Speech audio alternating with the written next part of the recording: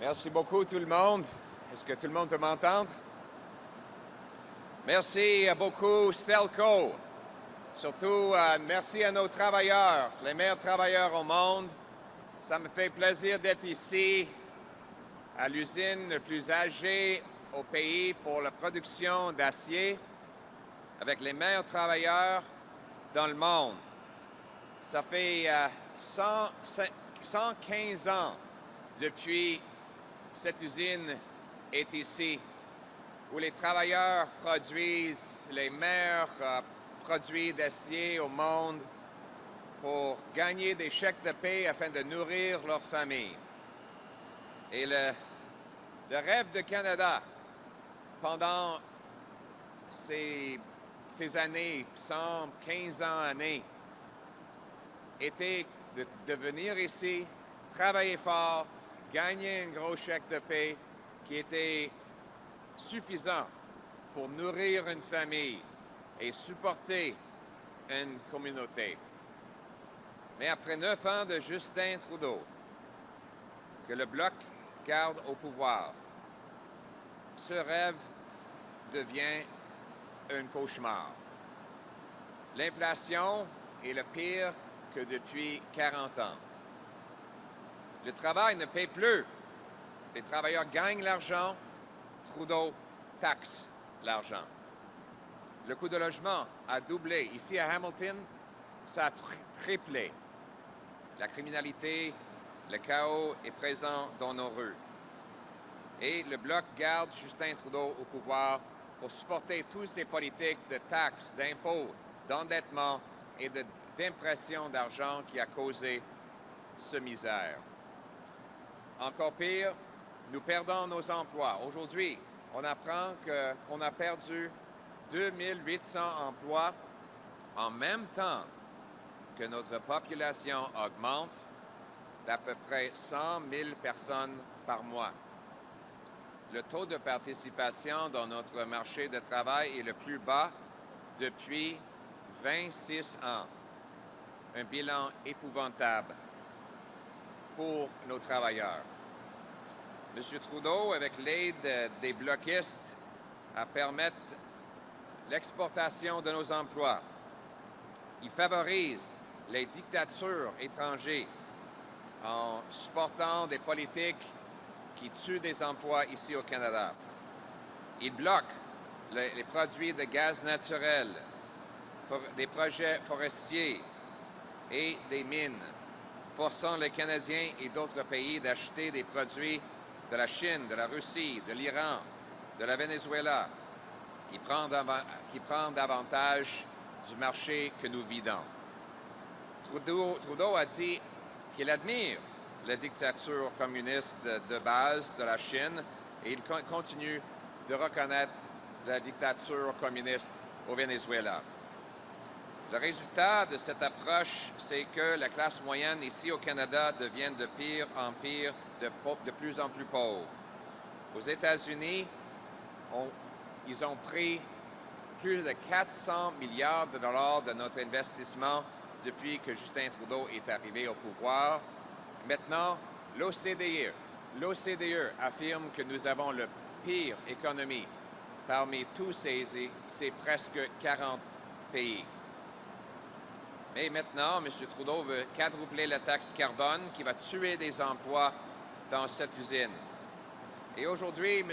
Trudeau met en péril des centaines de milliers d'emplois dans le secteur de l'acier, de l'aluminium, de l'exploitation minière, de la construction automobile, en permettant à Pékin d'inonder nos marchés de véhicules électriques et d'autres produits fabriqués en Chine à des prix artificiellement bas, alors que notre principal partenaire commercial a appliqué des droits de douane pour maintenir les emplois aux États-Unis.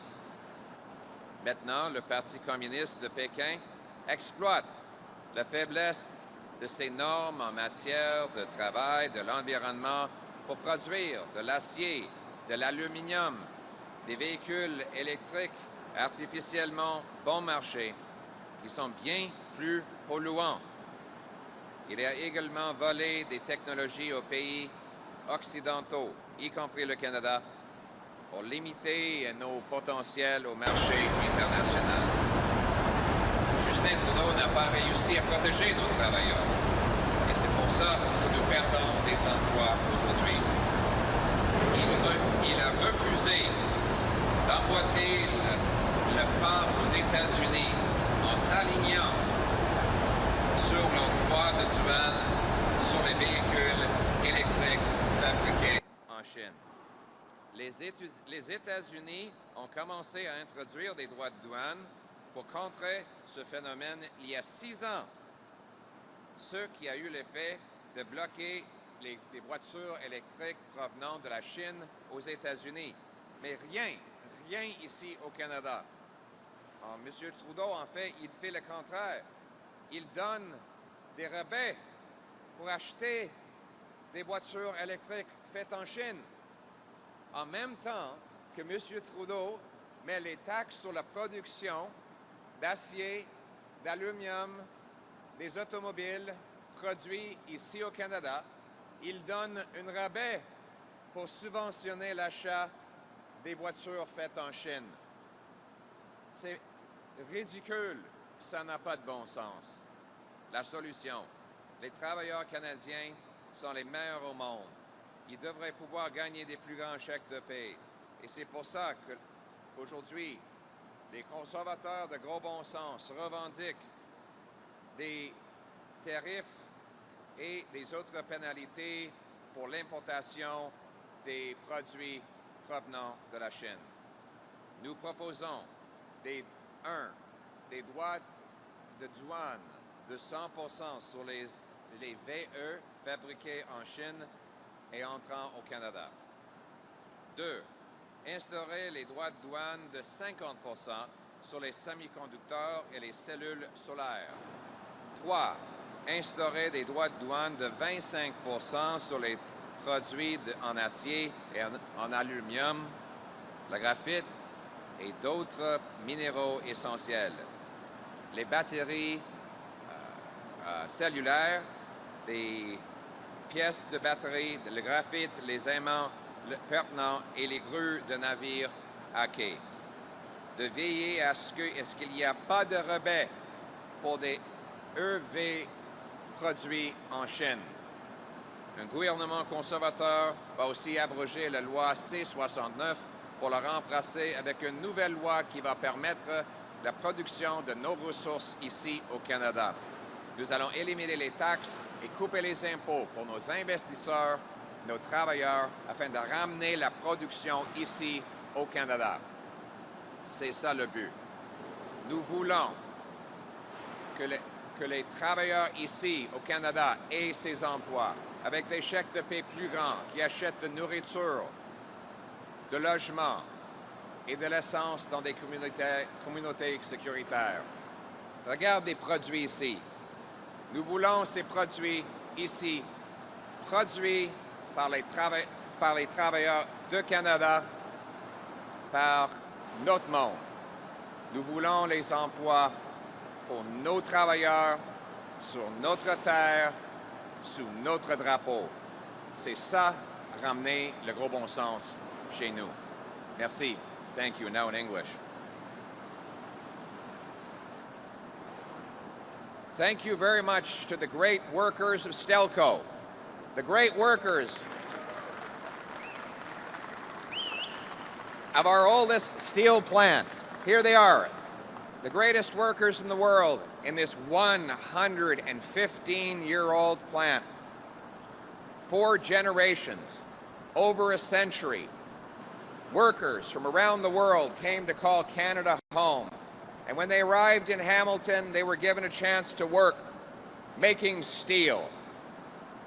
Now, all these years later, these workers continue to galvanize and roll that steel. They bring it to the market in countless different products that Canadians take for granted. They built this city. They built the hammer with their hard work. They are the backbone of our nation. We used to have a promise in Canada. Here was the deal. Hard work got you a powerful paycheck. that bought an affordable home and food in safe neighborhoods. That deal, like everything else after 9 years of Justin Trudeau, is broken. Inflation is at a 40-year high. Housing costs have doubled nationwide and tripled in Hamilton. It's now impossible for your standard manufacturing job to pay enough to buy a home in most major markets. Housing costs have risen faster in the last 9 years in Canada than in any other G7 country, and they're almost twice as high as in the neighboring United States towns. Crime, chaos, drugs, and disorder are rampant in our streets. And you would think that the NDP would be outraged by this. They used to stand up for the working men and women. But nope, they've signed on. Jagmeet Singh is delaying the election until next year when he qualifies for a pension. $2.2 million, paid for by these hardworking people. Sell-out Singh has betrayed these workers. He gets his pension, Trudeau gets power, these workers get the bill. Now, Trudeau's policies have gotten even worse. He's bringing in a 61 cent a litre carbon tax. That will add up to $300 million in costs for this plant alone, bleeding more of our jobs and paychecks to other countries around the world. As a result, Canada's middle class is now far poorer than the United States. We have the slowest growing economy in the OECD. Our economy has shrunk more than any other G7 country, most of which have actually grown. The carbon tax is killing $25 billion a year of wages and other benefits for families, and he's blocking resource projects, so oil, gas, and mining production go to dirty dictatorships rather than coming here to Canada. Meanwhile, the Communist Party in Beijing, which Justin Trudeau says he admires so much, is exploiting weak labor and environmental standards to produce artificially cheap steel, aluminum, and EVs that create more pollution. They have stolen technology from Western countries, limited access to global supply chains, and have massively subsidized steel, aluminum, and EV industries. They're doing this with the goal of crushing our steel, our aluminum, and our automotive production, and taking our jobs away. Trudeau has failed to protect our workers against this economic predation. In fact, he's refused to match U.S. tariffs on Chinese-made electric vehicles. The U.S. first introduced tariffs to counteract Chinese-made vehicles years ago, and other tariffs have now been in place for 6 years. Meanwhile, Trudeau has done nothing to protect our workers and our jobs. Worse than that, this is where it gets really crazy. He's giving out rebates for people to buy Chinese-made cars. So let's get this straight. Justin Trudeau and sellout Singh want to give taxpayer-funded subsidies for buying Chinese-made cars, while they impose tax penalties on the manufacturing of Canadian-made cars. No wonder hundreds of billions of dollars have left our country and are creating jobs in other countries. Canada's workers are the best in the world. They deserve powerful paychecks and a prime minister who will protect them. Rather than allowing authoritarian overseas governments to steal our jobs with their low labor standards and poor environmental policies, we're going to bring home those paychecks to Canada. Bring home our jobs. Thank you.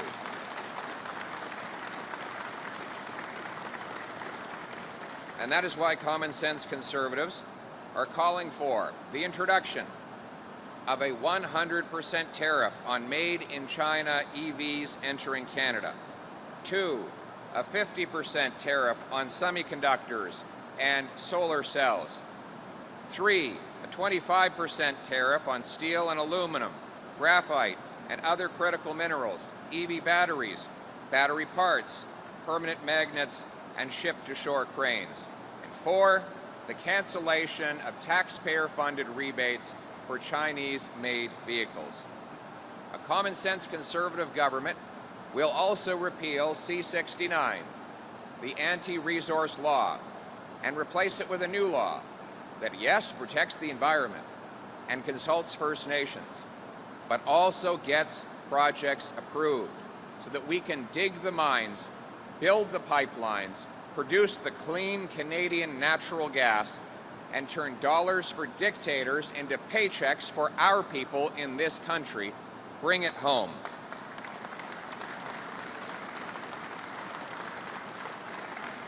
Within 60 days of becoming Prime Minister, I will launch a tax reform task force to design for me a bring it home tax cut. That will be a tax cut on work, investment, and making stuff in Canada. We want this to be the best place in the world to invest in a new steel mill, dig a new mine, hire another worker. We will bring home powerful paychecks and production to this country. Very simply, when you look around here at this amazing coiled steel, the best products in the world, we want these products made by our workers on our land under our flag. That is what it means to bring it home. Thank you very much.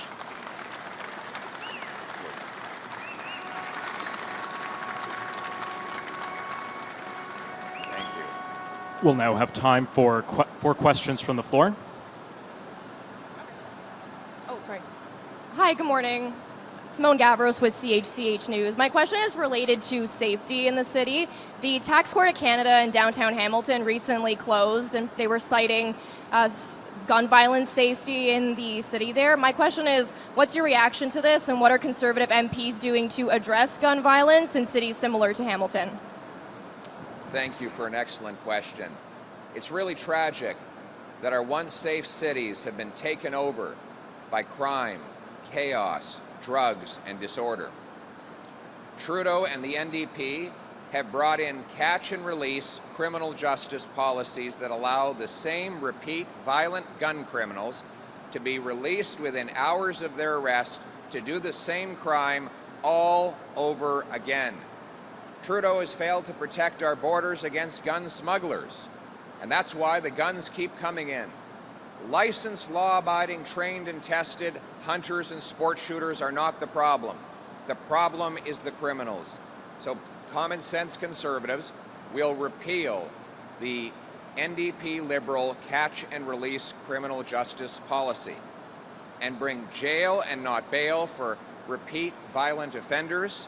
We will secure the borders to stop smuggling of firearms, and we will pay for it by ending the insane confiscation of hunting rifles. Justin Trudeau blames Grandpa Joe's hunting rifle. I know Grandpa Joe is not the problem. The problem is the criminals we need to lock up and the smugglers we need to block. I want to protect Canadians from criminals. He wants to protect turkeys from hunters. You decide which one makes most sense. Thank you. Thank you. Next question. Good morning, Mr. Poilievre. David Menzies with Rebel News. Staying with the theme of bringing home our jobs, the unemployment rate for young people aged 15 to 24 has jumped in the past year from 10.6% to 13.5%. That's nearly an increase of 3% in just 1 year. There are 422,000 young people unemployed.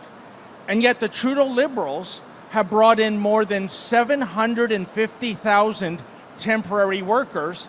And these workers are taking the jobs that normally young Canadians would start out with, fast food jobs, convenience store jobs, etc.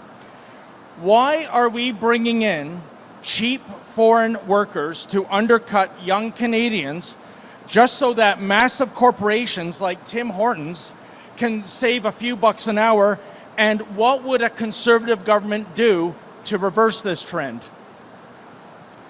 Thank you very much. Look, Trudeau's destroyed our entire immigration system, and he has expanded the temporary foreign worker program by well over 200% at a time when we're losing jobs. When I was responsible for that program, in 2015, we had only 60,000 temporary foreign workers. Now, it's close to 200,000, and on top of that, you have international students who are effectively temporary foreign workers that came under the wrong stream. Our temporary foreign worker program should only be available to fill jobs that employers have proven beyond a doubt cannot be filled by Canadians. It should never be used to bring in low-wage workers from poor countries to take jobs away from or suppress the wages of Canadian workers. I challenge Canadian business to hire Canadian workers first, and I challenge the government to end the chaos in the temporary foreign worker program, bring the numbers down, and allow Canadians to get good, solid paying jobs that will give them enough money to buy an affordable home and food in safe neighborhoods. Thank you. Thank you. Next question. Bonjour Monsieur Poilievre, Jessica Chen pour Radio-Canada. Ma question concerne les tensions au Moyen-Orient. Cela fait un moment que le gouvernement fédéral demande aux Canadiens de quitter le Liban, mais aucun plan d'évacuation d'urgence n'a été mis en place. Alors, est-ce que, selon vous, la réponse canadienne est suffisante? Et sinon, qu'est-ce que le gouvernement devrait faire de plus? Merci. Ça montre encore l'incompétence de ce gouvernement. La réalité, c'est que Israël essaie de se défendre contre l'agression d'Hezbollah, d'Hamas et surtout de Téhéran. Les terroristes continuent d'attaquer Israël, causant une instabilité.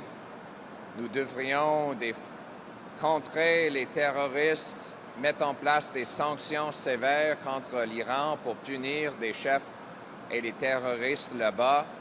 Nos forces policières devraient arrêter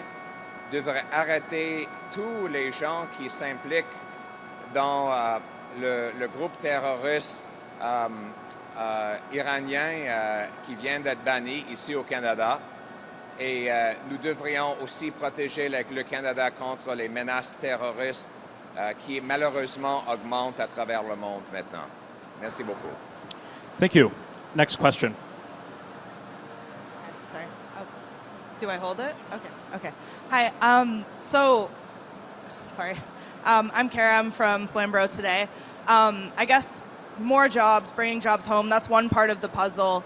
The cost of living is extremely high. I think everybody behind you can probably attest to that. What is the plan, I guess, when it comes to the grocery store, when it comes to the cost of rent, that sort of thing? Is there something you have in mind?